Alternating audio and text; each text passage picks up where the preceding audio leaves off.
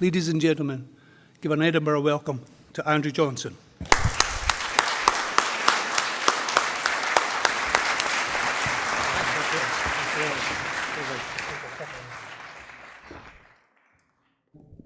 So we're going to talk about energy today and some of my experiences with being involved in research in that as well as some of the actual research itself. We're going to look at what we mean by free energy, and we're going to look at what some people have said about free energy devices. We're going to look at Tesla reproductions. We saw Tesla there in the introduction video. Look at one of his experiments that's been reproduced. We're going to look at Wilhelm Reich very briefly. Cold fusion, which is a very key factor. You saw another video of me talking about that. It's key, very key information in this, cold fusion. Mentioned John Hutchison. He's very important, particularly in relation to the events of 9/11, which is something that people won't talk about, I've found. And we're going to mention Bedini motors and another one. I might have to skip over some of this, though, because of the time limits we've got. I want to try and get to Bruce De Palma and the N machine, also very important to know about. We'll look at the deaths of inventors in this field.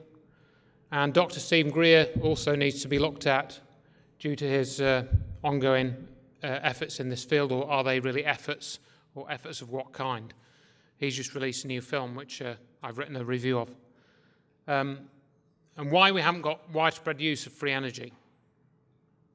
And then we're going to look at the weaponization of this technology, frankly, which is, again, what people won't talk about. Sorry about getting used to the microphone and the airflow.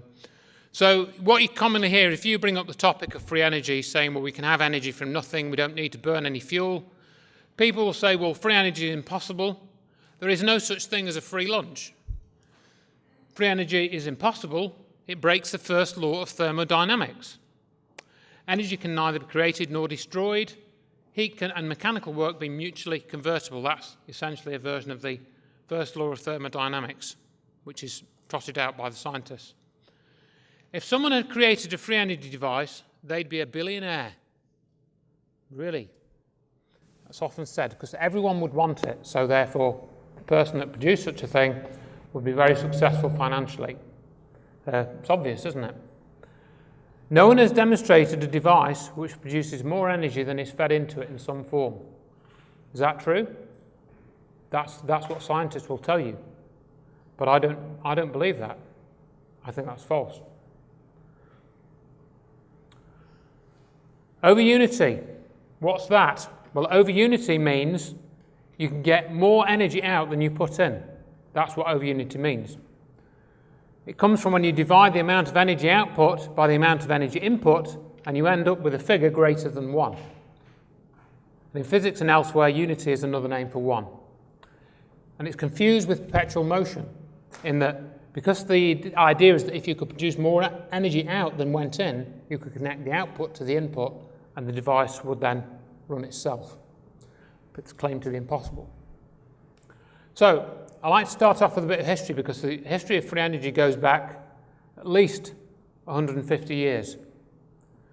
Michael Faraday, Fellow of the Royal Society, 1791 to 1867, was an English chemist and physicist who studied the magnetic field around a conductor carrying a DC electric current. And he established the basis for the magnetic field concept in physics. He discovered electromagnetic induction, diamagnetism, and the law of electrolysis, the laws of electrolysis. Michael Faraday did an experiment on December the 26th, 1831, in which he co-rotated a magnet with a copper disc and measured a current around it, a current output. Even though he had done that experiment, his own law of induction tended to ignore that he'd done this. Known for over 150 years, the operation of the Faraday homopolar generator, whose current generation could not be properly explained. They couldn't explain how this worked. This is an example here of the homopolar generator. The world later embraced Faraday's two-piece induction motor, and then the rest is history. So we went away from this type of what could have been developed into a motor, and we went into a motor with a commutator and so on, and things that were developed from that, and the rest is history. And we've talked about Tesla there. One day, you saw him in the introduction clip there, man will connect his apparatus to the very wheelwork of the universe, and the very forces that motivate the planets and their orbits and cause them to rotate will rotate his own machinery.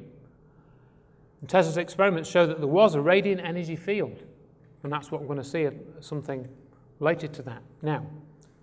And Niagara Falls famously used Tesla's generators, and there were some very anomalous effects with those. When they switched those on, they got very strange sort of back EMF output, which they weren't expecting. And when you look into this, again, it's like drinking from a fire hose. There is so much stuff that you will find if you go and research this. And here's just a few of them. The hydrosonic pump, which was developed in the 1980s, that appears to put out more energy than is in it. That's a mechanical device. There's a magnetic sync circuit that Wilbur Smith designed in the 1950s. That could extract energy from the Earth's magnetic field. And the Schauberger's repulsine experiments, which were said to have been taken in the 1930s, were said to have been taken by the Nazis into the Nazi saucer program, allegedly. I don't know how much truth there is in that, but certainly Schauberger's devices seem to be a very interesting area to study. And it took in water, and then the water would spin inside the device and create an anti-gravity effect. But the general characteristics of energy devices that you'll come across when you research this is that you have components spinning at high speed, or you have very high voltage involved, or very quickly oscillating magnetic or electric fields. And once you start doing this, say greater than 20,000 revolutions per minute, or greater than 50,000 volts in electricity and equipment, you get these other effects coming out. That's what seems to happen. So we're going to look at some of these now, some of these techniques and devices. Now, there have been a number of reproductions of some of Nikola Tesla's experiments. A number of interesting YouTube videos have been posted, and they reproduced the wireless transmission of power Tesla called this radiant energy. Now, I particularly was alerted to this experiment a few years ago by Carl Paulsness. I think I'm just going to play the video. I've got lots of video clips for today. Good afternoon. I'm going to show you a few things that Tesla has sent to us many years ago. Out of his lectures, books, on page 134, figure 19, you'll see the circuit right here. And also the same circuit can be found in his book, The Innovations, Research and Writings of Nikola Tesla. In this book here, it's found in several places. The one we're going to be demonstrating today will be on figure 183. Also, I've gained some of this information from Jerry Vassalato's book, Lost Science, and his other book, Secrets of Cold War Technology. Both are invaluable.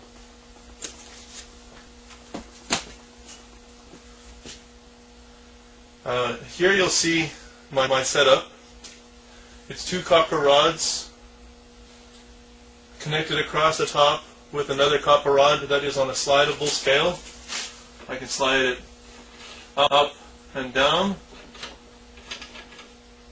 I have lowered it from the higher position today just so you can see it on the film. My camera is not quite tall enough to catch the whole thing, but it's slides up and down. It's just two parallel bars of copper. At the bottom of there is capacitors, just like he says in his book, and the spark gap in the front here, powered by a 10,000 volt transformer at the back. And I'll be connecting light bulbs across the bars on these two slidable points, both of which are independently slidable. All light bulbs are 110 volt bulbs. The only little bulb will be this bulb right here, which is a 12 volt light bulb. That's for out of an automobile type bulb. And this fluorescent tube here, I don't think it has a voltage rating on it. And we also have this big fluorescent tube over here. So I'll turn the machine on now. Arc is quite loud, so I won't be talking during this part of the demonstration.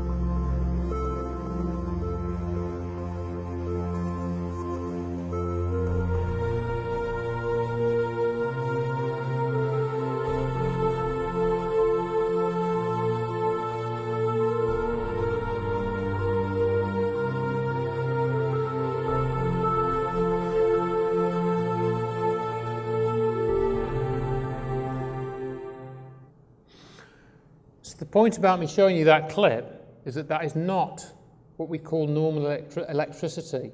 Energy is being used to illuminate the bulb, but it's not travelling down two wires, or down one wire and out the other one, whichever way you look at it. It's a different version of electricity. So you look at a different kind of energy, or slightly different kind of energy. That's, you could see, because it was, he was putting his hands in the water and the bulb's illuminating, but he wasn't being shocked by that. And then you come across other people like Wilhelm Reich, who, again, doesn't really get talked about a great deal. He discovered a form of energy called orgone energy. And it seems to be the energy from which everything is made, or that's what he thought it was. And some people would call this zero-point energy, etheric energy, vacuum energy. There's various names for it, but it seems to be different forms of the same thing. It seems to be some manifestation of energy from the underlying substrate of our reality. And Wilhelm Reich, if you look into what happened to him, he ended up in a prison cell, and that's where he died. Reich actually studied this energy in relation to human sexuality, because it seemed to come into play in relationships. And he actually worked as an assistant to Sigmund Freud. Very interesting person to go and research. I'm not, you could do a whole presentation on him, and you'll find whole presentations on YouTube about him. Reich constructed and conducted experiments with orgone accumulators, which I'll probably mention a little bit more about. And one of the people that found out about Reich was Dr. Eugene Malov. He's a key figure in what I call the energy cover-up, in trying to break the energy cover-up. Malov believed that current physics, based on the quantum mechanics and relativity, is almost completely wrong. He became interested in Wilhelm Reich's work following his examination of working orgone accumulators, which were producing anomalous forms of energy, or anomalous energy output. And in the 1990s, he sort of formed groups to work on things like cold fusion and other free energy technologies. He was very well qualified. He had a doctorate in environmental sciences and a degree in aeronautical and astronautical engineering from Massachusetts Institute of Technology, which is where he worked. And he was chief science writer at MIT News Office when the cold fusion affair, which we're going to talk about, or show you a clip of, erupted. And I've got a clip here. Now, orgone accumulators, what are they? Alexander Correa I'll let him try and describe it. Paulo and Alexander Correa have in their laboratory done many further experiments to clarify some of the many, many confusions that Reich himself had about this. They have established the irrefutable presence of an ether, a mass-free ether that can be analyzed with thermometers, electroscopes, which shows that it is possible to make little motors that work on it. Earlier, they had this patented technology that I referred to called the PAGD, which has 3 U.S. patents, 1 Israel patent, and so forth, that have pulses occurring in vacuum between aluminum plates in a glass cylinder and produce more energy out than in. Would you say that this ether is a normal occurrence in the universe? It is, and it's a natural thing? It's the foundation of the universe. There is no other foundation of the universe. The myth of relativity, and relativity is wrong, it is incorrect. Indeed, its equations describe certain experiments, accelerator experiments, very accurately. There's no doubt about that. An outcome, I guess, right? But the theory can be wrong. In other words, an equation can give you a very precise match between an experimental result in an accelerator, as an example, and the theory, but that does not mean that the theory is fundamentally correct. In fact, it is fundamentally absolutely wrong. There is no such thing as non-simultaneity and so forth. It's all, unfortunately, a myth. As far as advanced spaceflight, we'll seriously have to revise the Starflight Handbook sometime. And what does it do in terms of speed, Eugene? There's no limitation on speed. The myth of no massful object could go faster than the speed of light is just that. It's a myth. It's observed in accelerators that you have to put more and more energy in to accelerate electrons. There's no doubt about that, okay? And you do reach a limitation if you're accelerating electrons with the kind of a way they do it in accelerators. But fundamentally, there is no limit for a spaceship made out of mass, okay, namely us or a rocket ship, to go as fast as we would ever particularly want it to go. Well, there's another myth of relativity. The twin paradox is also a myth, okay? It is just wrong. The time dilation is not part of the universe. It just isn't. No matter how many times they will tell you about muons changing their decay patterns coming through the atmosphere and so forth, and this proves supposedly time dilation, they can say it as long as they want, but there is no such thing. Now listen, since there's no such thing as space-time, which is this combined entity that came out of special relativity, there can be no such thing as a warped space-time that gives you black holes or gives you a singularity such as Stephen Hawking talks about or others in cosmology talk about. This has gotten into complete megalomania and insanity. But let me tell you, the joke, the cosmic joke of all time is on late 20th century and early 21st century modern physics, because history will record that they went off on a tangent with relativity and special and general, and they completely fooled themselves, while at the very same time making fun of such things that were giving them a hint as to the alternate physics, namely low-energy nuclear reactions, ether energy, what Reich came up with. These people ought to go back to Science 101. Science 101 is this: experiment always overrules theory. So Malov, he basically became quite critical of mainstream physics, and he said that things like relativity were wrong, it didn't explain certain types of evidence. And some people would say that Einstein was put in place at that time to, popularize relativity, when really it didn't explain certain things that need explaining. Malov came to say that in the 90s. There was another clip there of Malov. I've got several clips of him where he talks about those orgone accumulators and how they were generating anomalous energy, and there were some experiments in Russia where they'd noted a temperature difference which shouldn't have been there, and they were using this to make a motor running on nothing. But I now want to switch to John Hutchison. I've got another video clip of me talking to him, and he was doing experiments starting in about 1979 up until the present day, and he was producing all kinds of effects in his laboratory, or his apartment actually, which doubled as a laboratory, including jellification of metal, bending and fracturing of metal, lift and disintegration of things, transmutation, which we'll come back to, one metal changing into another, fuming of objects, and disappearance of samples, and fusioning of dissimilar materials such as metal and wood without heat. And he's got 500 pounds of samples about these things, of these things, I should say. And I've got a clip of him he and I talking a few years ago on a radio show, and some stuff in the background. You've obviously been playing with this for a long time, and I know you've been through the wars, at various times with having your equipment confiscated and things like this. That I believe that's happened at least twice. Is that correct?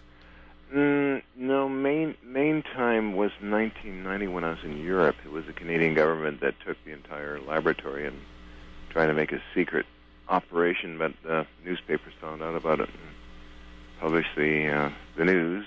Okay. And that was. But I've been raided before in 2000. Okay. And one of the things that we wanted to just check with you, that I believe it was in 1983. There was a person called John Alexander, Colonel John Alexander, in fact, who'd come to see you because he'd learned about what you were doing. I wondered if you could sort of mention a little bit about that. Oh, yes. Colonel John Alexander was 1983. He came with a team from Los Alamos, and he said to me that we're expecting a threat from, as I recall it, a threat from the Soviet Union. Okay. And that was a concern for the American government. So I gave a demonstration for about 4 months working with the team. And unfortunately, there were some effects that happened, and sometimes it didn't. It seemed like the equipment was sabotaged, and I learned from yet another lieutenant colonel that a fellow by the name of Bob sabotaged the entire project. So John Alexander was a little upset over that, and he brought in another team from McDonnell Douglas to do a clear, not classified report, which I still have that report. And then after that, of course, the Canadian government did their experiments and kept it a matter of national security. Of course. Now, I think that's really interesting that we do know that people in the military are well aware of what you've been doing. It's not as if you have been, working away totally as like a hermit. They're fully aware of what you've been doing. Mm-hmm. And we understand one of the key things is that in many cases when you start your experiments, you can switch off the power and the effect that you're generating will continue. Well, we're trying to do a parallel here, I believe. And when I switch off the equipment, sometimes there's metal samples that have been analyzed by the Max Planck Institute that seem to be accelerated ahead in time. Wow. And the crystalline structures are always changing very fast, and the magnetic properties are changing extremely fast. So this is in regards to when I basically shut down the power, these samples, which are many of them, tend to alter. Right. ongoing. The energy in the equipment has been measured at 100 to 400 watts. And when I was giving a demonstration for Maine News, the newscaster accidentally chopped the extension cord in half by accident and shut down the entire lab. So it's around 400 watts, the lowest power. And if I'm using more modern equipment, of course, I'm up to maybe 1,000 watts energy to drive the systems and that. The mayor of this city came here, and he's a couple of years ago talking with me, a friendly fellow, Mayor Wright of New Westminster, and he was talking about he's giving reports of concrete cracking up as well as citizens in distress. And it seems when I do an experiment like I did for National Geographic TV and Film, I blew out the elevator, so they couldn't get their equipment down after the experiment. And just recently, for Fox TV, I was doing an experiment, and then some plumbing exploded downstairs. But I take in consideration, too, that when I was doing the McDonnell Douglas experiments, that we had a water main explode out in the street. So that's written up in some of the text. So I've been through a lot of mischief. I think one point I wanted to just dwell on for a second is that, Judy and I, we watched the internet forums quite closely, and there are quite a number of people who are saying, oh, John Hutchison can't reproduce the effects which he's, makes. Mm-hmm. And I wondered, what your response would be. I almost feel silly asking the question, but, honestly, I think they don't listen to radio or watch TV or read books, because I've been doing this quite regularly for Fox TV in 2000 and onward up for Griffin Productions, as well as National Geographic TV and Film, and onward with many, many different crews have come and gone out of here, and I can sit down, turn everything on, and guarantee an effect within 5 minutes. So whatever they're reading is maybe so old that they just don't bother researching. That's what I feel. So John Hutchison is generating all these effects. He used 2 tons of equipment to do it. And he's using about between 400 and 1.5 kilowatts of power, 400 watts and 1.5 kilowatts. A modern kettle uses 3 kilowatts of power. So he's using very little power, so he's levitating that 70-pound cannonball and so on. He's done that. Where's the energy coming from? Where's the energy coming from? It's coming from somewhere else. That's where it's coming from. Not coming out of the wall socket. So you can look at, I put together a website for John. It's called HutchisonEffect.com. You can go and look at there's audio recordings and various other things like that. John's also worked on these crystal batteries which appear to produce electricity from nowhere, only very small amounts, a very weak current. Not really practical, but they do produce anomalous energy. So I think probably if I play this clip next, which is kind of a potted history of cold fusion, which is vitally important to understand what happened with cold fusion. This is where the idea of free energy started to take hold in the academic community. And it should more correctly be termed low energy nuclear reactions. The somewhat inaccurate description of cold fusion appears to have been coined by Dr. Stephen E. Thermite Jones, the very same guy that some of you in the audience may have heard of. Water itself is quite a mysterious and powerful substance.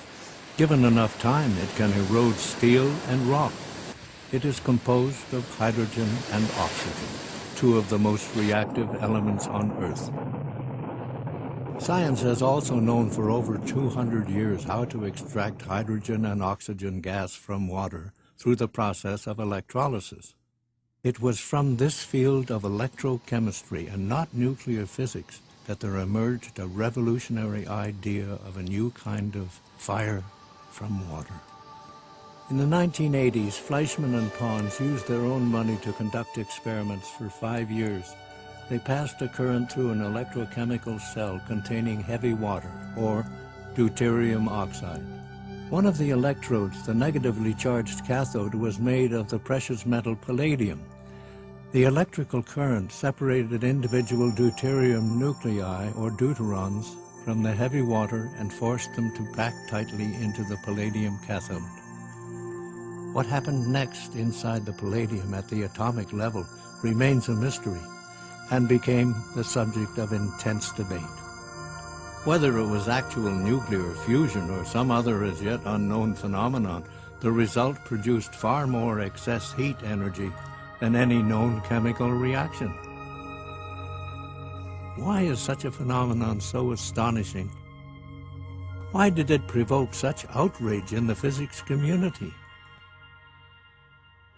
To most classically trained physicists, the concept of low-level nuclear reactions producing significant heat energy was inconceivable. It was a very unfortunate time to make such an announcement for various political reasons, really. The situation in the United States, the situation with regard to the program in hot fusion.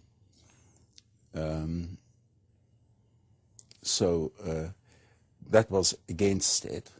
But also, of course, was the fact that we were not ready to make such an announcement. The criticism of pathological science is one which has quite frequently been leveled at unusual investigations, which admittedly sometimes are at fault. However, there is also the situation that people will criticize a field long after they should really have given up. And that is pathological criticism. They just get trapped in a situation. They have made a criticism. They have to maintain that criticism against all the evidence. At Texas A&M, a group led by Professor John Bockris, who is widely regarded as one of the world's greatest electrochemists, reported finding the hydrogen isotope tritium, a key signature that some unusual nuclear reaction was going on. The first thing was this thing called tritium, which was a sub-form of hydrogen which should not exist except in extremely tiny quantities. We found that by working these cells of Fleischmann and Pons containing lithium hydroxide and deuterium oxide, that we could produce this tritium in great abundance. Let's say at 10,000 times more than it ought to be there, as it were. And let me stress that we couldn't do it every time, but about one result in 5 or one result in 4, and eventually we worked up to 2 results out of 3. We could produce tritium.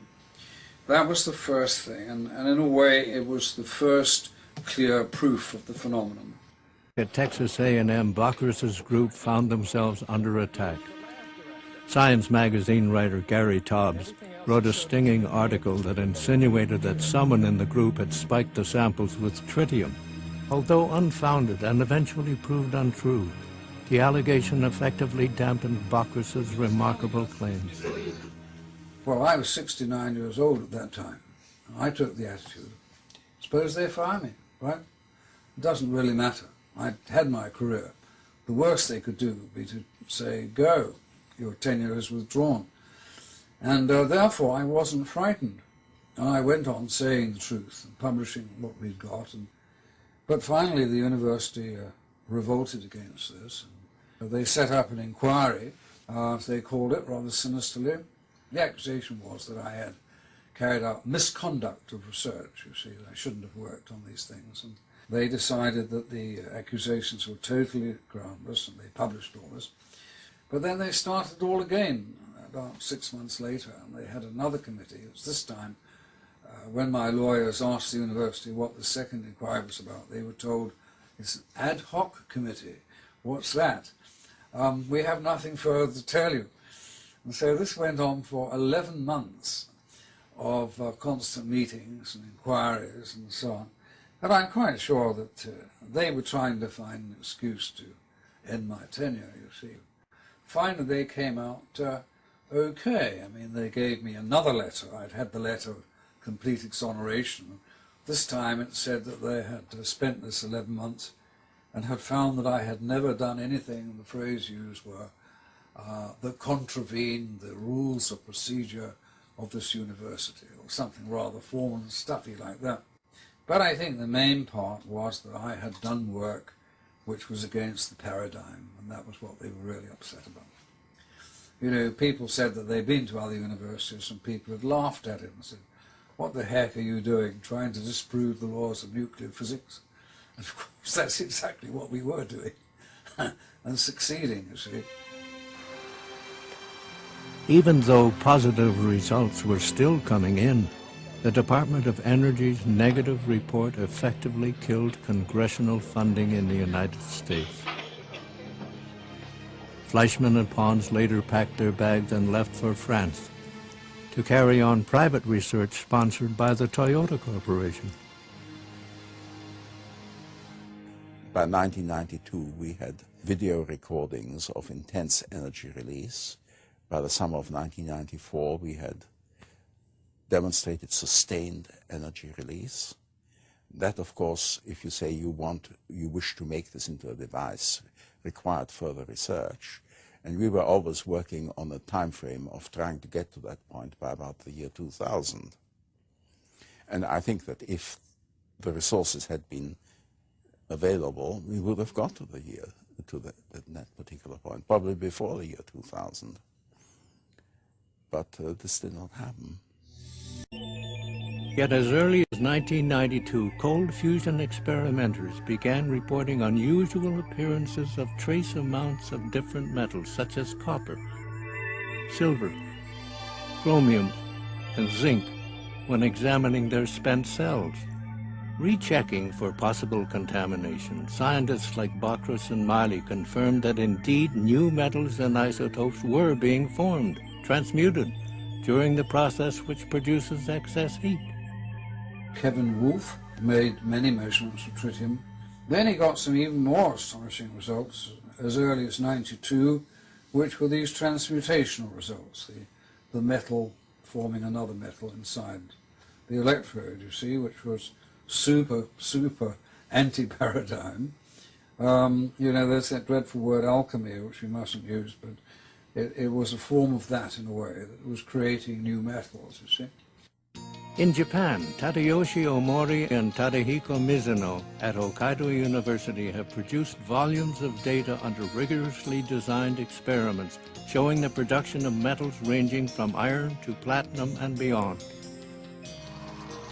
The Omori cell using a tungsten cathode has consistently produced excess energy along with measurable amounts of transmuted metals. So that's just a clip, or 10-minute segment I should say, from a film called Fire from Water, which was made by Eugene Malov in 1999. And it's a very interesting film, and it shows you that this cold fusion phenomenon should have been developed into a new type of energy source, but it was stomped on, it was crushed out of existence. I'm just going to do one more slide and then we're going to have a break. There's quite a bit of information about this Steve Jones character, who I'll maybe talk more about later. He basically, well, I'll just play this little clip, it's only like a minute long, and I think he came along. Since Pons and Fleischmann were both well aware of the pitfalls of premature publicity, why would they bypass the accepted conventions of the peer review system and announce their discovery through the media? I was thinking, these guys are no fools. They know what they're doing. These are good scientists. Prior to the 1989 announcement, Stephen E. Jones, a physics professor at nearby Brigham Young University, learned of Pons and Fleischmann's work through an informant at the DOE. In a flagrant example of shameless opportunism, Jones insisted on going public quickly with his comparatively much less clear results. Disparaging the excess heat claims of Fleischmann and Pons, Jones' announcement would have effectively prevented the two scientists from patenting their process, a process they had developed on their own over long years of research. Is it a shortcut to fusion energy? I don't want to disappoint anyone. I think I'll put my read my lips answer here, and then I'll carry on. I think that'll become clear why I'm saying that. Can you read my lips on that back in the back? It says no. Energy is a long way off. That's why I say no. This is our result. Just way off. I think a door that's open to us, but really a door on physics more than on energy. geophysics in particular could be an interesting area. And so this Stephen E. Jones character turned up 16 years later, after that clip was recorded, in the field of 9/11 research. Why would that be? Well, hopefully by the end of the second half, you'll know the answer to that question. I wanted to summarise what we saw with the cold fusion affair. I think the whole thing was stage managed from the beginning.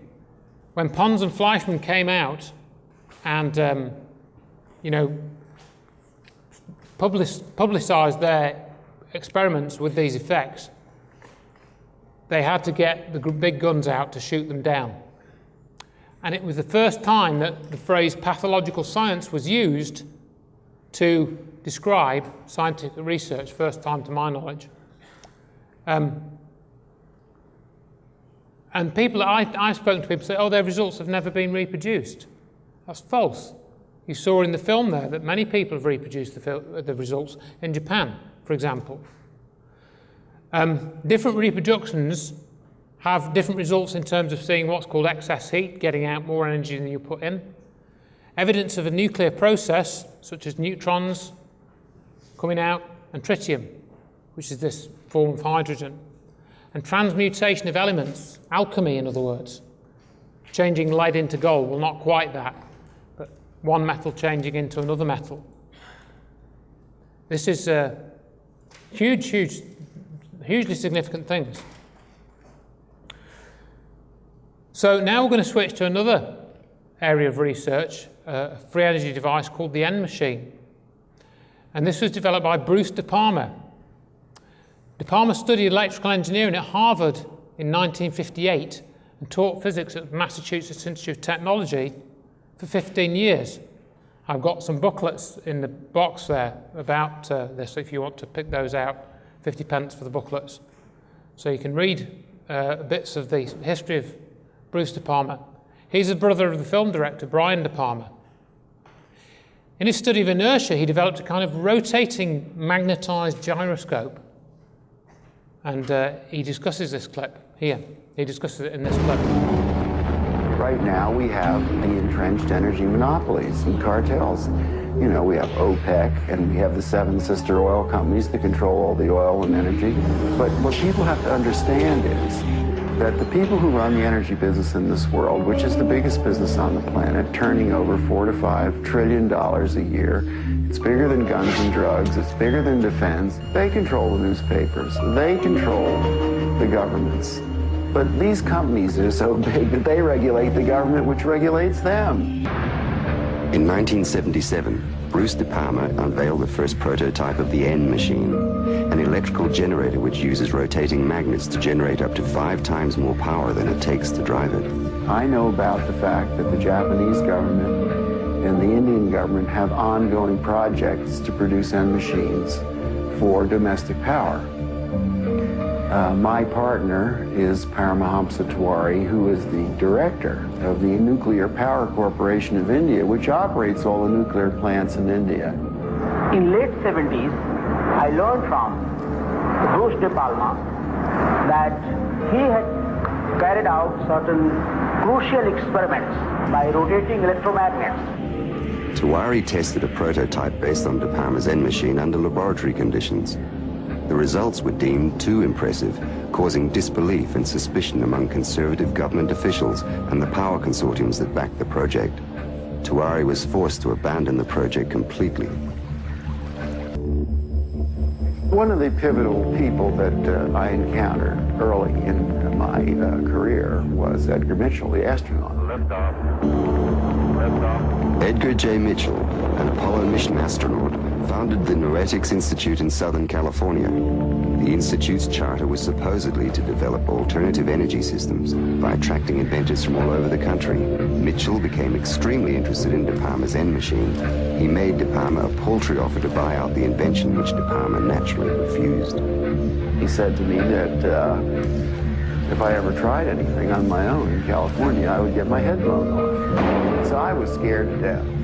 The CIA operates through various very innocent-looking fronts to find out what people are thinking and what they're inventing. Now, what's more innocent than a denying institute founded on transcendental principles to help New Age inventors bring free energy into the world? And that situation still exists in the United States today, where a person that really understands what's going on just can't get their idea out because the alternative science and medical fields have been co-opted by the intelligence services. And he converted this little engine to run on water. This is many, many years ago. And he used it for several years.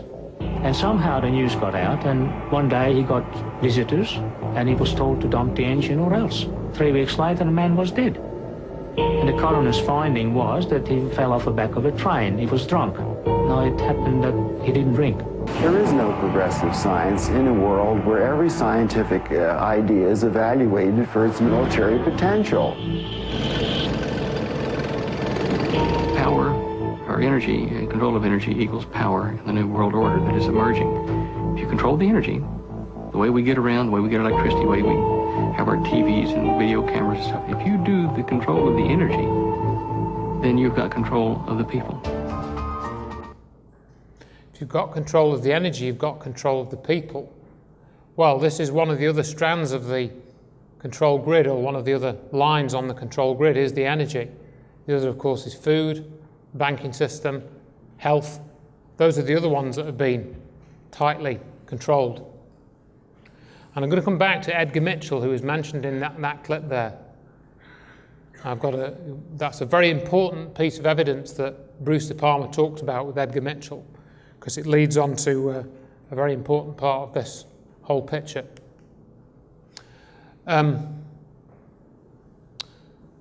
Yeah, this was not a surprise considering the condition that I had seen Bruce in when I visited him in December 1993.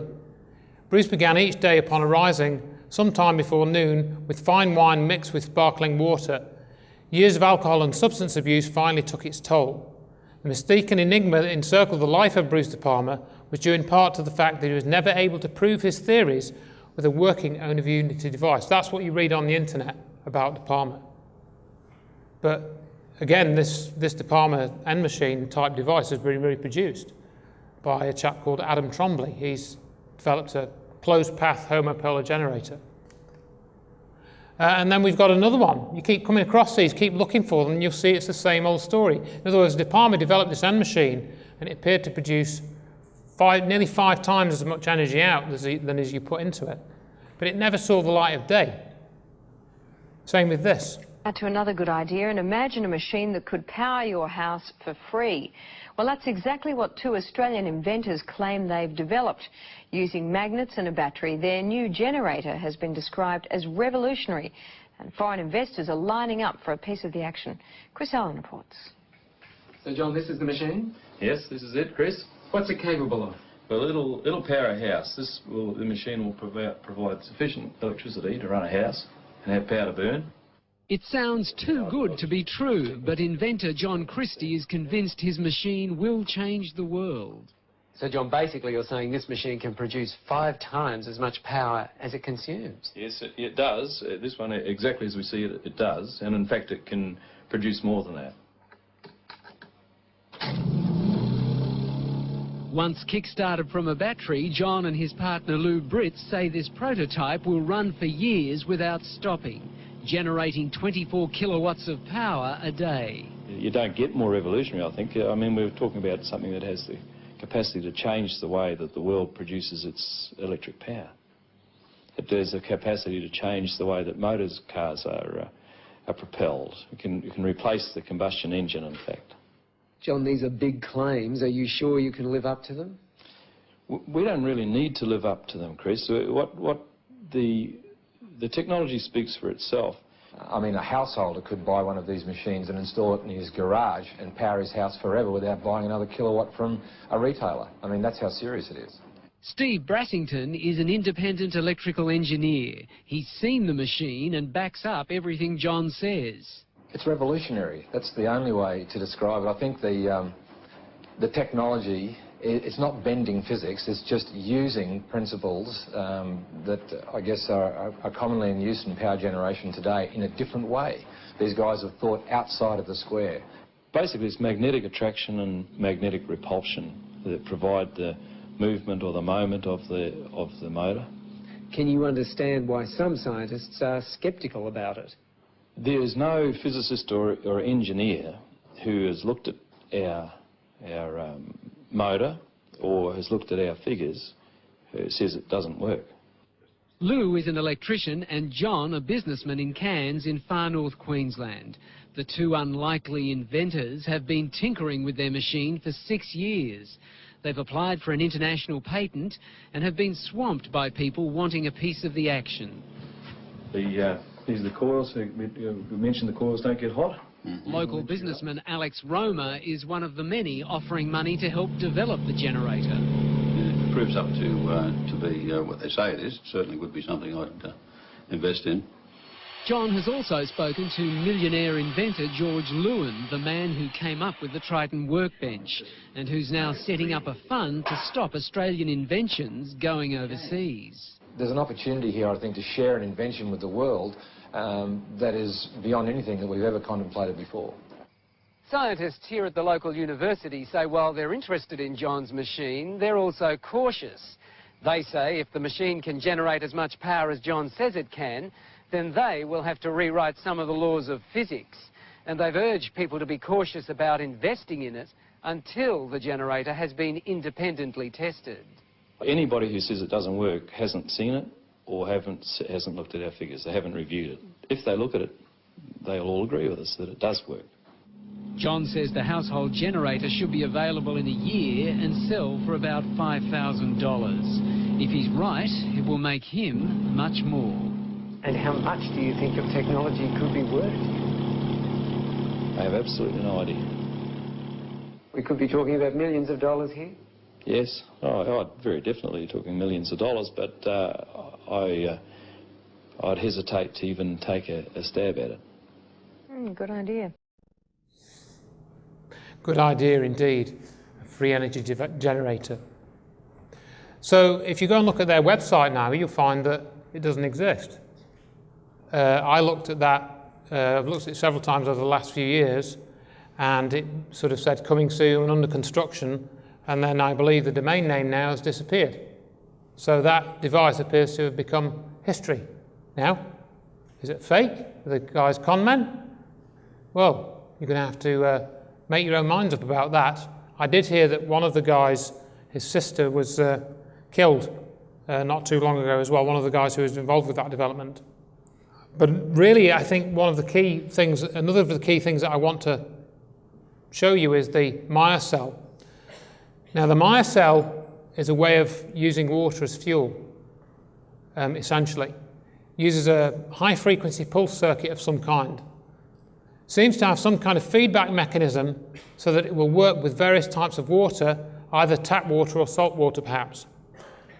But the process is that you break the water down into hydrogen and oxygen, right? And then you can burn the hydrogen to drive an engine for combustion. See, periodically they'll go on about the hydrogen car, for example. And they'll say, oh, the hydrogen car is the car of the future because it burns, when it burns, it produces water. But that's just nonsense, because there are two problems. One is the storage of the hydrogen. Storing hydrogen in a tank is extremely difficult and hazardous, right? So it's just ridiculous to sort of propose that you could do that. So you need an on-demand system. Well, it was during the oil embargo of the United States. It alarmed me that a little country over in the Far East could actually cripple the United States. And realizing that the entire industrial base of the United States and the world is based on the supply and the utilization of energy, it became imperative that we must try to bring in an alternate fuel source and do it very quickly. Of course, I thought originally with the right type of funding, we could possibly get it in within 6 months. But reality shows that the 12 to 15 years was more correct in this projection. Back in the 70s, Stan Meyer set out single-handedly to solve America's energy problems. He decided to do it using water, the world's most abundant storehouse of hydrogen, which is a far more powerful fuel than oil. For 15 years, Meyer has been fighting to get his inventions taken seriously. Most inventors have to be a loner. You have to be somewhat thick-skinned and don't rely on other people to support you, because they will not. More times than not, an invention is really stolen from the inventors. Even in my prior development of high technology, I've had patents taken from me. I learned from the School of Hard Knocks to be very cautious. Meyer has always stood out against the crowd. He has no formal qualifications as a scientist because he didn't wait to graduate from high school, leaving early to go straight into research at the high-powered Battelle Institute in his native Ohio. Now he works full-time as a private inventor. He's built a device with potentially revolutionary implications. There is nothing startling about a machine that can extract the hydrogen from water. What is highly unusual is that it should do so with ordinary tap water. The conventional method is called electrolysis. Meyer has turned that process on its head. Unlike electrolysis, his device doesn't use up large amounts of electric current, nor does it produce an enormous amount of waste heat. For 20 years, he has been refining a method to fracture water, which produces vast amounts of hydrogen on demand. This is not his latest apparatus. He was unwilling to let us point a camera at that. This is the simple device he used to convince a reluctant patent office that his revolutionary concept actually works. Alloy rods, acting as electrodes, are housed in a perspex container that's filled with water. Normal mains voltage is fed in through a transformer, but critically, there is virtually no current consumed, less than half an amp. The result is dramatic. Hydrogen pours off with the flick of a switch. Meyer claims the key is his electronics, which pulses electricity rapidly across the rods at up to 20,000 cycles per second. In a way that's not readily apparent, this process transforms the equation. Whereas in conventional electrolysis, 3 times as much energy is consumed as is produced in the form of hydrogen fuel, in Meyer's apparatus, the reverse is true. It appears to produce several 100% more energy than it consumes. Stan has something that's characteristic of the people that sound like they've done something to tap zero-point energy. I'm going to cut that clip there because we're short on time. I'm going to come back a little bit to the Meyer cell. But basically, you saw there that he's developed a new electrolysis process, a new way of breaking down water with high-frequency electricity. That's how he was doing it. And he was getting out a lot more energy than he was putting in. That was the key. And you'll find out what happened to Meyer shortly. And then we have another thing, this HHO gas generator. This seems to be a related thing. This has become quite prevalent now. A lot of HHO gas generators and cells being developed. And then we have other things like the motionless electromagnetic generator, motionless electric generator, the MEG, by Colonel Tom Bearden. Now, his MEG device appears interesting, but I don't think this actually works. I don't think the people that have looked at this, it doesn't really seem to work from what I've read about it. But in 1985, Bearden made a presentation entitled Scalar Technology and Weather Modification. The segment of this presentation talks about interferometry. He's the same guy that developed this MEG and has been talking about free energy for a long time, for 30 years and more. And I noticed that what he was describing in this 1985 clip seemed to be very similar to how we think the World Trade Center was destroyed, which is described in this book, Where Did the Towers Go? And John Hutchison is doing interferometry of some kind by interfering radio waves, electrostatic energy, magnetic fields, and generating effects from doing that. But in Bearden, in his book, he's a clever guy, but he talks about the USA-Russia weather warfare, which I don't believe is the way it's being done. And he does not mention Hurricane Erin on 9/11. So this guy's talking about weather modification like so many others, and HAARP, but he won't talk about Hurricane Erin on 9/11 in the days, which again is covered in this book and on my website and on the DVDs. So now we're going to move more onto the energy cover-up. Why would anyone want to cover up cheap, clean energy sources? How can it be covered up?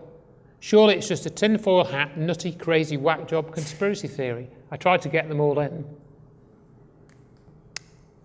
One of the main things is the global energy industry, as it said in that clip earlier on. They have a vested interest in keeping us in the fossil fuel paradigm where everything's metered. We're getting a bit of a move towards solar power and things like that, but the technologies and wind powers, technology is not very good. It's okay, but it only works, it doesn't work very well. Now, Mallow, for example, I've mentioned him already, he was very critical of what he called the academic government complex. And this is in this interview. This was his last interview. And he talked about how one of his bosses said that if I don't understand this process of cold fusion, for example, then it can't possibly work. Because I know physics, and I know that this can't work. So it doesn't work. So it's a fraud. That was the attitude of Mallow's superior in his job, Massachusetts Institute of Technology. So Mallow resigned in 1989 to form the New Energy Foundation, and you heard him earlier on. Mallow was murdered 17th of May 2004, supposedly in a burglary, botched burglary. So if you're the military-industrial complex that's actually got this technology already, you need to keep tabs on it. Edgar J. Mitchell, an Apollo mission astronaut, founded the Noetics Institute in Southern California. The Institute's charter was supposedly to develop alternative energy systems by attracting inventors from all over the country. Mitchell became extremely interested in De Palma's N machine.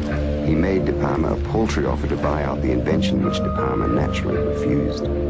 He said to me that if I ever tried anything on my own in California, I would get my head blown off. So I was scared to death.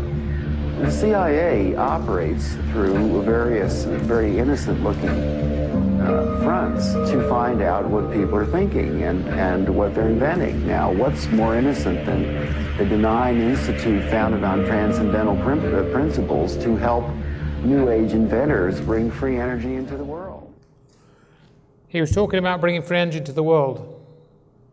Well, this is another guy that tried it, Stephen Greer. He he came up with this, Seize Power and Aero 2012. He wanted to connect inventors and inventions, investors. Now, he set up a website called seizepower.com. It contained an agreement for inventors to sign if they had a device that they wanted to develop or market. This agreement was quite comprehensive. You could go and read it because it's in the Internet Archive. Now, in 2007, Greer launched Aero 2012. And I looked at this website because I've been following the free energy scene for several years. And I noticed that these two websites were remarkably similar. In fact, I went into the Internet Archive the other day, and you can see that this Space Energy Access Systems website, home, about us, latest news, strategic overview, YCs. Aero 2012, which came along 6 years later, home, about us, latest news, award program, strategic overview, Y Aero, same article. This website was exactly the same as the one that was done 6 years earlier, apart from a bit of a facelift. This is Stephen Greer's research. Missing from this website was any discussion of what inventions they'd studied and how they'd been, funded or how they'd not worked. Greer posted a 1 to 2 hour presentation about Aero 2012. You can see this website on the screen here in the background. So basically, all he'd done after 6 years of research and getting money from various people was he'd produced a new website which had the same content as the old one, and a different layout. And now he's at it again. We just had this new film that's come out that some of you may have heard of, Sirius. Similar to Aero 2012, the Sirius technology research initiative. Serious technology and research initiative. It's also linked to the Orion project, another of Greer's energy initiatives, which you can check out. And I've had to write and very carefully document what's been going on with these, because there is no free energy coming out of Stephen Greer's research and his projects. All it's doing is sucking in money, and it seems to be getting together people who are looking at free energy technology, and then he must be passing that information on to somebody else. He's acting as a collection agency. Now, I had this problem a couple of years back because I had a YouTube channel with about 270 videos on it. And I put the Tom Bearden clip that I referred to about this interferometry, his discussion in 1985 of this weapon system which used interferometry, which was based on a sort of free energy technology. And I got a copyright violation filed against my YouTube channel from Energetic Productions, LLC, right? Now, this is owned by Tony Craddock, and Tony Craddock and Stephen Greer have cooperated on certain free energy information, and you can find that on Stephen Greer's website. I wrote to Tony Craddock and I said to him, can you please lift the copyright violation on my channel, and I will take off the Tom Bearden clip, which you're claiming copyright of. And I never heard from Craddock at all. Craddock owns Tom Bearden's website and a couple of others in the free energy field. But Craddock.biz states that founder and president CEO Anthony J. Tony Craddock has 40 years experience in the international petroleum industry. And he lists all his clients, you know, all the oil companies, all the big oil companies are his clients. So he's the guy running free energy websites, yet he's a consultant to the oil industry. And he wouldn't let me have my YouTube channel running with my other stuff on it. Didn't even reply to me. And he's connected to Greer. And I've written an article, I've written a lot up in detail so you can read that on my website. I wanted to play this clip because this is a new development. I'm just looking at how we're doing for time. So we're getting close to the end now, really, the time. I'm going to allow time for questions. So I'm going to play this clip. Following this presentation, I gave this presentation, Truth Juice, to a small group of people in 30th of October 2012. And I was approached by a chap called Mike Clark. And Richard D. Hall and I had done 2 programs which aired on the 21st and 28th of September 2012, in which we essentially put together cold fusion, myocell, some of the stuff that Richard had been looking at. So Mike came and met me at Truth Juice. He also showed me one of his MagnaCare devices, which you can look at on magnacareuk.com. And later Mike Clark asked me to join the British Constitution Group's energy group. And then he asked me to speak at the BCG conference on the 24th of November 2012. And I'm going to play you a clip. And then we had a follow-up meeting in March. About 5 minutes, this.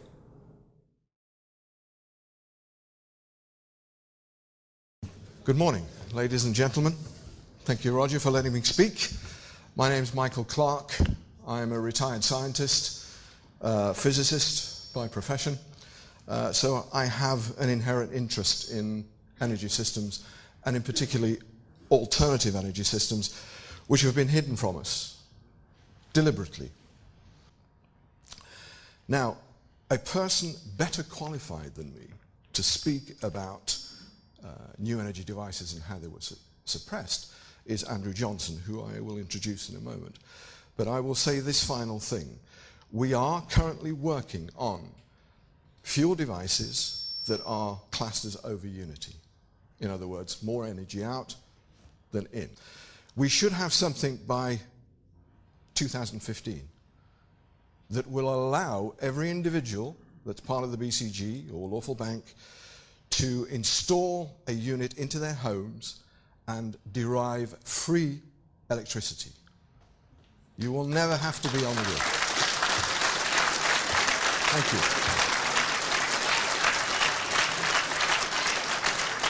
Thank you. We haven't done it yet, but we hopefully will do it. Everything's looking very, very positive at the moment. All the results we've had so far have been positive, and I'll keep all members of BCG through Roger and his newsletter up to date on what's going on. Now, the key element of having a device like that, whether it's going to be magnetic or a water fuel cell, which are some of the things we're working on, the key element of having a device like that is that we can offer it to non-members as an incentive to join Lawful Bank and British Constitution Group. Who in their right mind is going to turn down a unit that's going to give them free electricity? Nobody. So what a great carrot to swell the membership. Come and join us. We'll make sure you get one of these things. You will never have to pay electricity again. You can come off the grid. We don't want to give it back to them because we don't want anything to do with them, to be perfectly honest. But it's a great incentive, and it's a good way of swelling our numbers.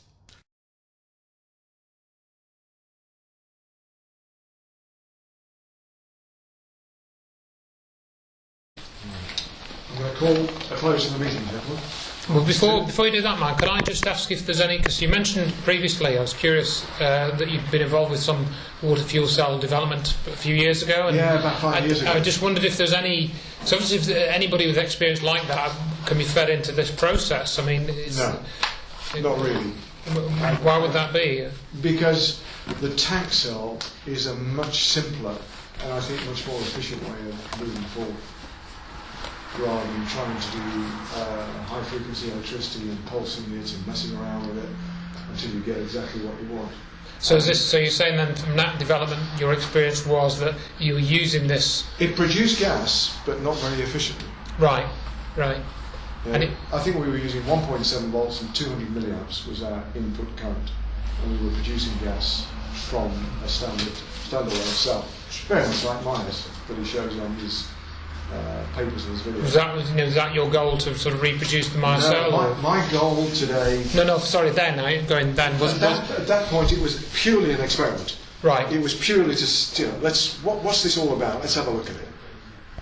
We built it and it worked after a fashion. That's not what I want to do. Right, was this WFC is just a means to an end here. Yeah. We're looking for the most efficient way.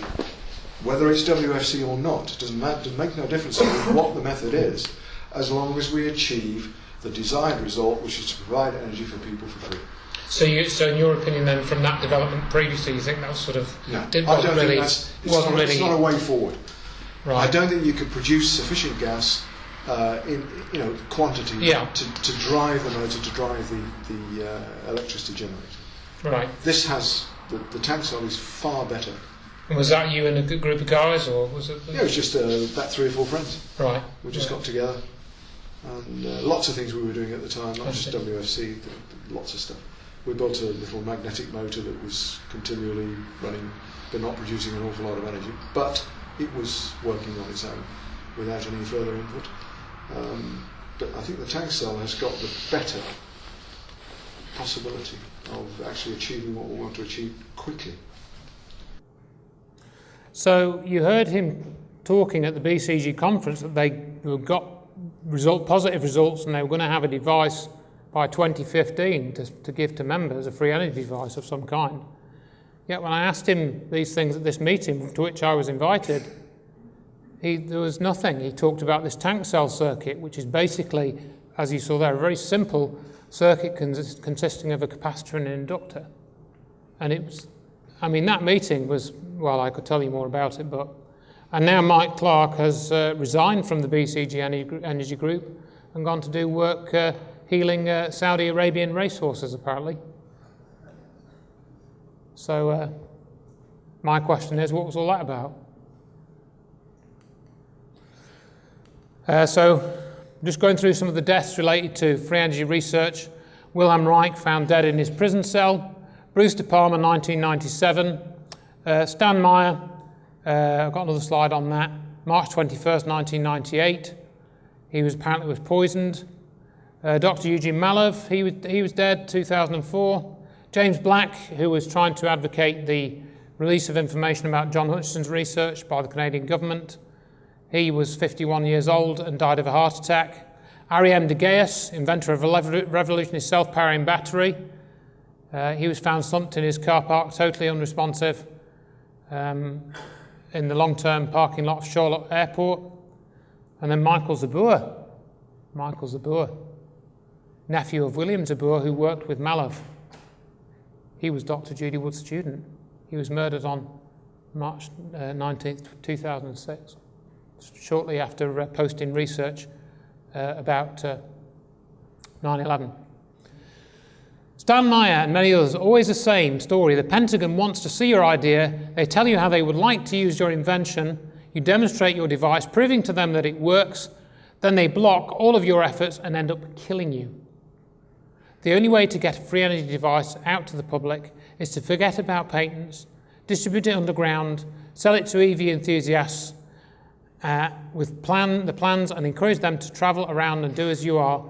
You have then created a non-interlinked underground distribution system that will spread to general populations and will spread like wildfire. It will be unstoppable. I think something like that needs to be done. How you do it is a different question, but that's the only way it's going to be done.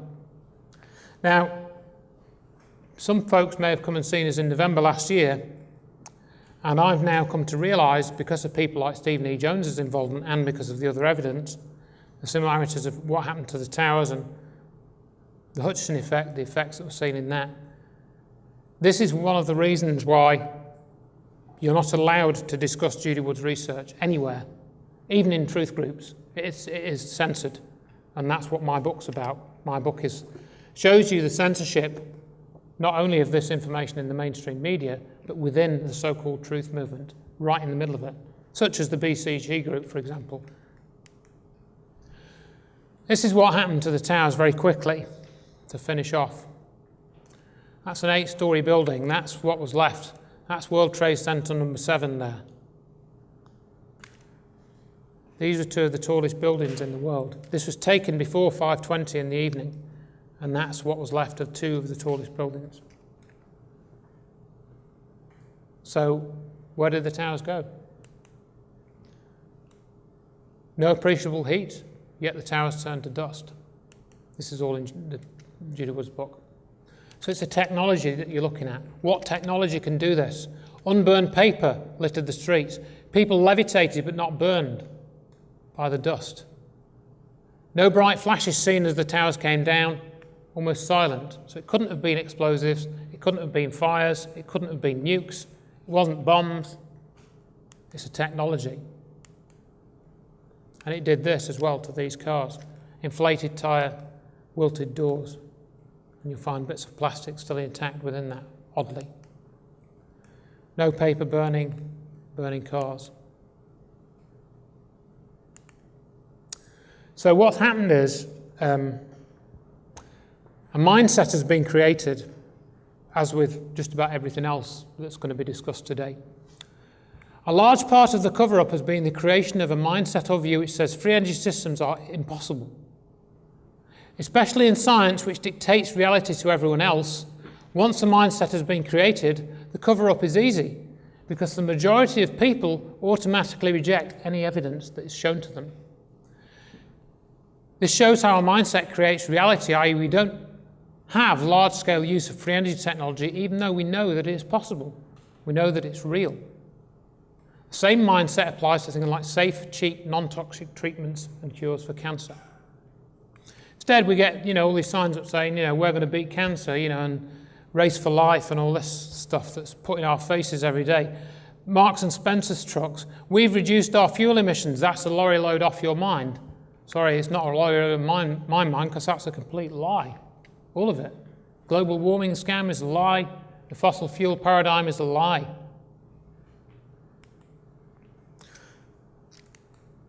Is this how things really are?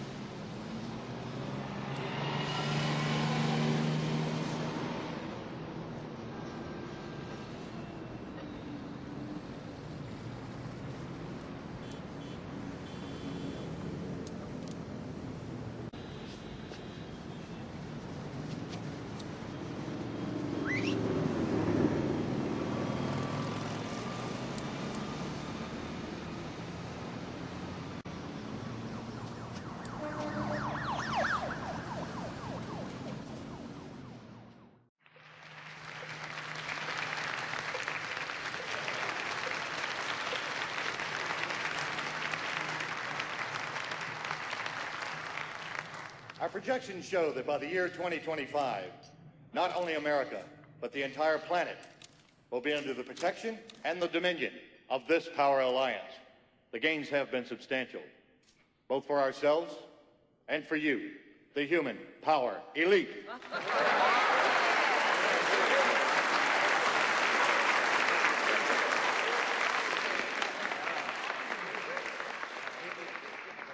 You have given us entree to the resources we need in our ongoing quest for multidimensional expansion. And in return, the per capita income of each of you here tonight has grown, and this year alone, by an average 39%.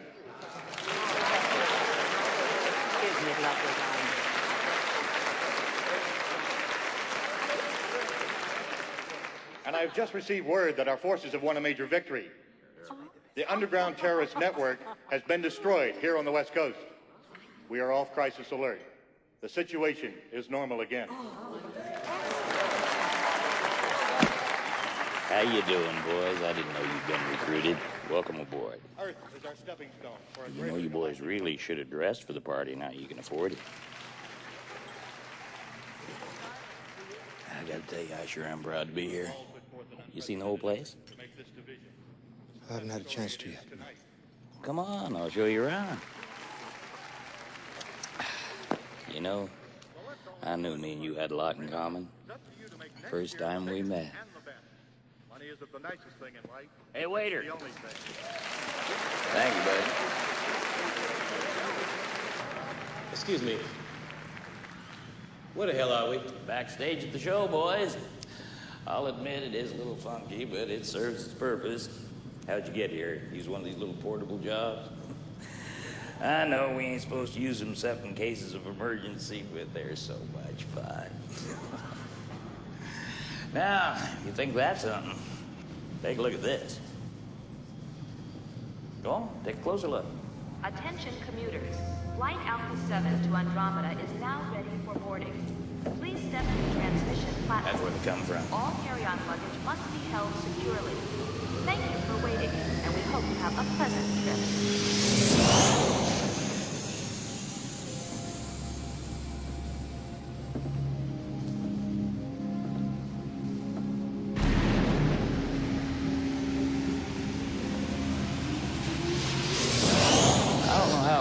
Exactly, but it has to do with some sort of gravitational lens deal, bending a light or some damn thing. But you can move from place to place, world to world if you want to. You see, the whole thing here works like one big airport. Boys, let me tell you, they got their act together. Believe you me. That's from the film They Live, 1988. John Carpenter. There's one particular little sentence or part of the sentence where the guy at the front is saying, thank you for helping in our quest of multidimensional expansion. What it seems like from what I've looked at is that we've got a breakaway civilization or something, some other group which is completely separate from us, which is keeping us in a certain framework which are not allowed to go outside of. There's certain things like free energy technology and an understanding of consciousness and things, which Anthony is going to talk about, will take us outside that prison, that box. And we're not allowed to go there. Energy is a big part of this, And it's another group that's at work here. They work in very mysterious ways, and they seem to have their fingers in everything, even into, things like Stephen Greer's groups that he's been running. That's been the evidence that I've documented. But that's basically it. There's lots of websites, lots of information, good and bad. You can always write to me through checktheevidence.com. I think we're going to have some questions out which I'll try and answer. I've got loads of information at the back, so I'd like to finish just by thanking you very much again for coming and thanking you so much for your attention. Thank you.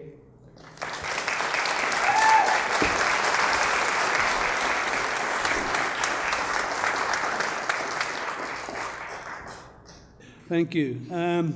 As usual, Andrew, a thoroughly, deeply researched and empirically proven presentation, as always with yourself. Andrew's research is amazing, and I do recommend you check out his site, check the evidence. What's going on today and everything is mind-blowing. What we're going to do now is have a little bit of question and answer time and so forth. So if you've got a question to ask Andrew, but first of all, I'd like you all to put your hands together and say, Andrew, thank you very, very much.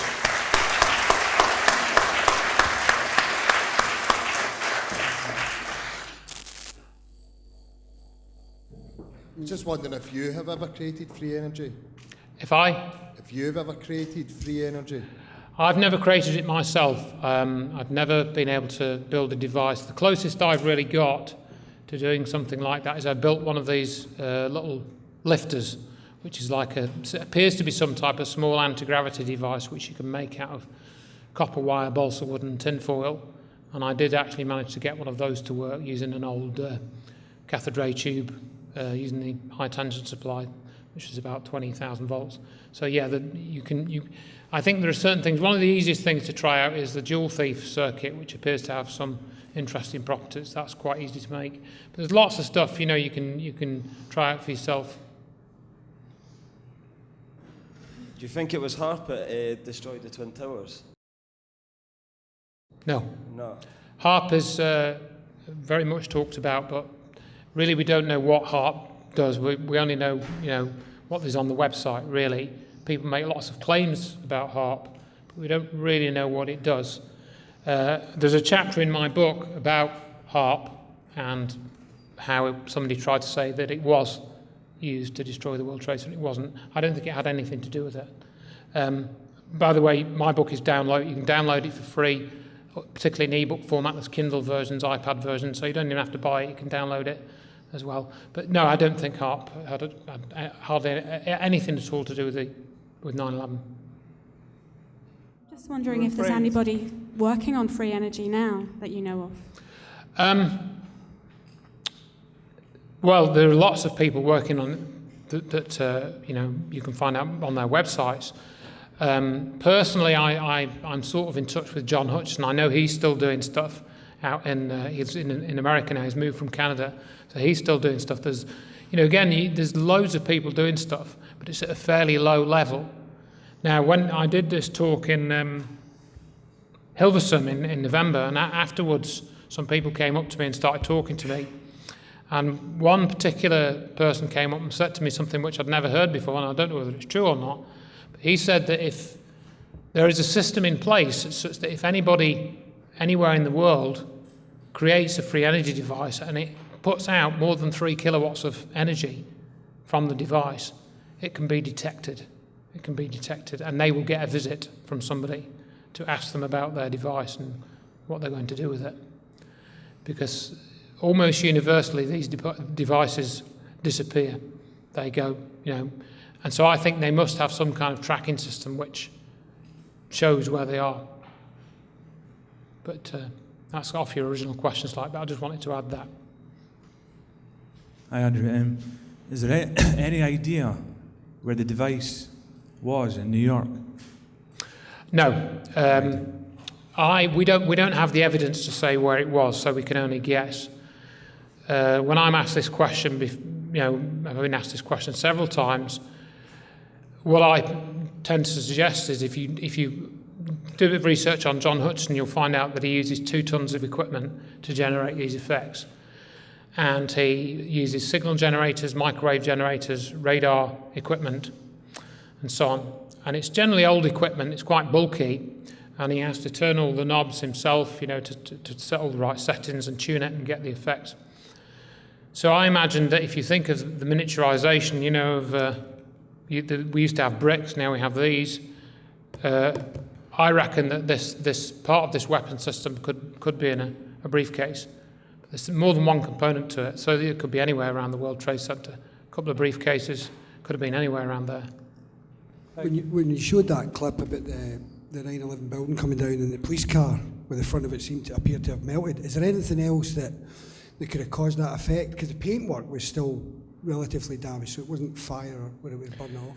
The only thing that I know of that could have caused those effects is something like the Hutchison effect, because it's the only thing that I've seen which produces the deformation of materials without high heat. There can be a little bit of heat, but it's certainly not enough to like burn your skin. What's that called, sorry? The Hutchison effect, which is a name given to the experiments that, the results that have been seen in the experiments by John Hutchison. And it was classified by the Canadian government. His own research was investigated by the Canadian government, and they classified the report about it and wouldn't give him a copy. What's your kind of view on ancient free energy technology? There's been speculations that the pyramids were in some way, shape or form used. You've got various monoliths throughout the world, and even to the extent of the Baghdad battery. What's your have you done any research or any evidence towards these? I haven't done an awful lot of research in those areas. I mean, I'm aware of things like the Baghdad battery. I think there's a mixture of things going back into the ancient world. The Baghdad battery appears to be some type of conventional chemical battery, but using like lemon juice as an acid and something else and a copper rod for the electrode and so on. But separately to that, there appears to be evidence that things like stone circles have a certain type of energy system associated with them. That appears to be more of a life force type energy. Maybe it's some type of orgone related energy than electrical energy that can be used to power a motor or a car or something. And then there's other talk of the pyramids being an energy generator. Chris Dunn's written a book about that. I've not read the book, but I've heard him talk about it quite a bit. It's called Giza Power Plant. So you could, if people are, wanted to look up that book, that's meant to be a pretty good book in that, where the pyramids are a source of energy, for example. That's quite a good book to look at. Once again, Andrew, thank you for a great presentation. Thank you, everyone. Much obliged. Thank you.